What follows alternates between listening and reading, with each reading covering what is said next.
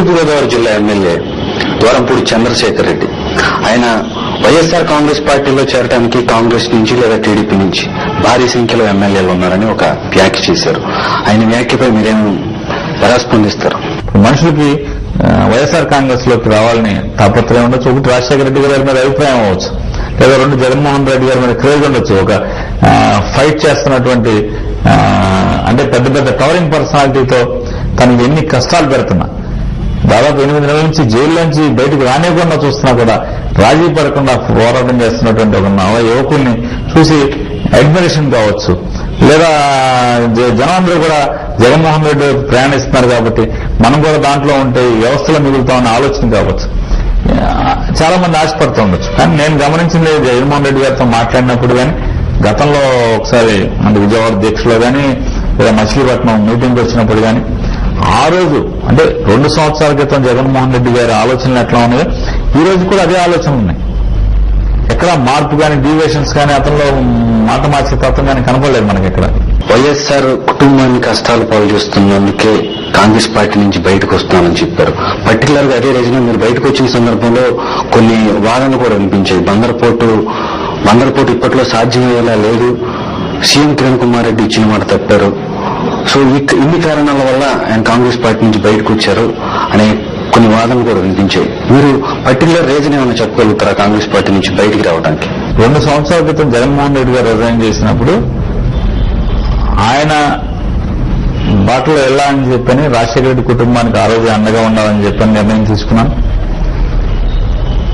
కానీ జగన్మోహన్ రెడ్డి గారు ఒకటి చెప్పారు, ఇది రాజశేఖర రెడ్డి గారు ఏర్పాటు చేసిన ప్రభుత్వం, ఆయన రెక్కల కష్టం మీద వచ్చినటువంటి కాంగ్రెస్ పార్టీ ప్రభుత్వం ఇది, నువ్వు కాంగ్రెస్ పార్టీకి లేదా శాసనసభ్యత్వానికి రాజీనామా చేయొద్దు అని చెప్పడం జరిగింది. అందుకోసం నేను ఆ రోజు జగన్మోహన్ రెడ్డి గారు వేదిక మీద ఉండగానే చెప్పాను, 2014 వరకు మనస్సొంతకు నేను కాంగ్రెస్ పార్టీలో ఉంటానని చెప్పడం జరిగింది.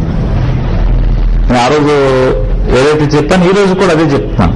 ఆయన రెక్కల కష్టంతో వచ్చినటువంటి కేంద్ర ప్రభుత్వం కానీ, రాష్ట్ర ప్రభుత్వం కానీ, వాళ్ళకు వచ్చిన అధికారాన్ని ఈ కుటుంబాన్ని పతనం చేయటానికి, కుటుంబాన్ని వేధించడానికి అది వచ్చిన అధికారాన్ని వాడుకోవటం అనేది మానసికంగా జీర్ణించుకోలేని పరిస్థితి. దానికోసం అని చెప్పనే బయటకు రావడం జరిగింది. మొన్న 8 నెలల నుంచి జగన్మోహన్ రెడ్డి గారు జైల్లోనే ఉన్నారు. మీరు మొన్న వెళ్ళి కలిసిన సందర్భంలో ఆయన మీతో ఏం చెప్పారు? మొదటి నుంచి చివరి వరకు కూడా మాట్లాడిన మాటల్లో కూడా తనని ఏ రకంగా ప్రభుత్వం ఇబ్బంది పెడుతుంది, తను ఎక్కడా కూడా అధికారంలో లేనప్పటికి కూడా తన అధికారంలో పాలు పంచుకుంటాం కానీ, ప్రభుత్వం తీసుకున్న నిర్ణయాల్లో తన పాత్ర కానీ ఎక్కడా కూడా లేనప్పటికి కూడా మరి ఏ రకంగా ఇబ్బందులు పెట్టి అక్రమ కేసులు బనాయించి కనీసం బెయిల్ మీద కూడా బయటకు రానియకుండా, ఇన్వెస్టిగేషన్ ఇంకా పూర్తి కాలేదనే పేరు మీద ఇంకా జైల్లో ఎలా నిర్వహింపు చేస్తుంది. తన బాధలు చెప్పారు, తన కష్టాలు చెప్పారు, కానీ ఎక్కడా కూడా మనిషి కాన్ఫిడెన్స్ లోపించేది ఎక్కడ కనపడలేదు. చాలా కాన్ఫిడెంట్ గా ఉన్నారు, చాలా ధైర్యంగా ఉన్నాడు మనిషి. అది ఆశ్చర్యకరమైన విషయం.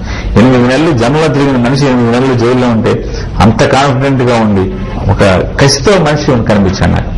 అంటే మమ్మల్ని ఎంత కొంగదొక్కాలని చూసినా, మమ్మల్ని పతనం చేయాలని చూసినా కూడా ఎక్కడ కూడా రాజీ పడే ధోరణి లేకుండా ఏమైతే జీవితాన్ని పణంగా పెట్టైనా సరే ఈ రాష్ట్రంలో ఈ ప్రభుత్వాన్ని పారదోలాలి, మళ్ళీ ప్రజలకి రాజశేఖర రెడ్డి ఏదైతే పేద ప్రజల కోసం ఆలోచన చేశాడో ఆ ప్రభుత్వాన్ని, సంక్షేమ రాజ్యాన్ని మళ్లీ తీసుకురావాలని చెప్పిన కసితో ఆయన ఉన్నాడు. బందరపోటు విషయంలో ప్రభుత్వం ఎందుకు చొరవ తీసుకోవట్లేదు? గతంలో రాజశేఖర రెడ్డి ఉన్నప్పుడు శంకుస్థాపన చేశారు, ఆయన ఉంటే ఖచ్చితంగా పూర్తయ్యేదని మీరు ఎప్పుడు చెప్తూ ఉంటారు.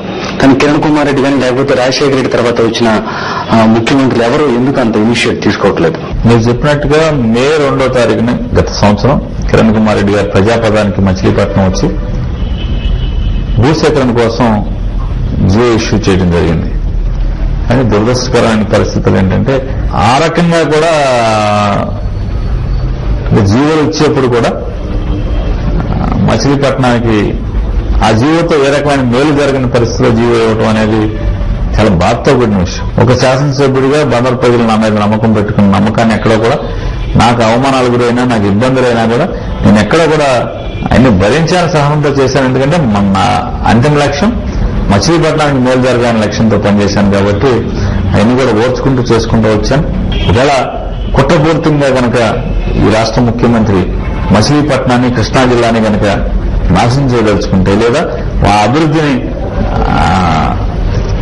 అభివృద్ధికి అడుగులు ముందుకు పడకుండా ప్రభుత్వానికి లేదా ఈ రాష్ట్రంలో ఈ నిర్ణయాలకి అడ్డుపడే వ్యక్తులకైనా సరే ఈ కృష్ణా జిల్లా ప్రజలు పాత్ర వేయటమే కాదు, ఏ రకమైన మామూలుగా చనిపోవటంలో కూడా మామూలు కొంతమంది ఉంటారు. యుద్ధంలో పోరాటం చేసి ఓడటం వేరు, యుద్ధం చేస్తూ చనిపోవటం వేరు.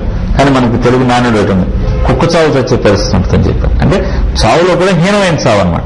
అయితే రేపు రాజకీయాల్లో కూడా ఒకవేళ ఈ కృష్ణా జిల్లాకి, మచిలీపట్నానికి కనుక అటువంటి ద్రోహం కనుక ఎవరన్నా తలపెడితే, ఈ ప్రభుత్వం కానీ కాంగ్రెస్ పార్టీ కానీ, ఏదైనా నా పేరు మీద నేను రాజశేఖర రెడ్డి కుటుంబానికి అండగా వెళ్ళాను కాబట్టి ఈ కృష్ణా జిల్లాకి ఆ ద్రోహం చేద్దామని తలపెడితే మాత్రం ఆ కుక్క చావు మాత్రం కృష్ణా జిల్లా కాదు, ఈ రాష్ట్రంలో తప్పదండి.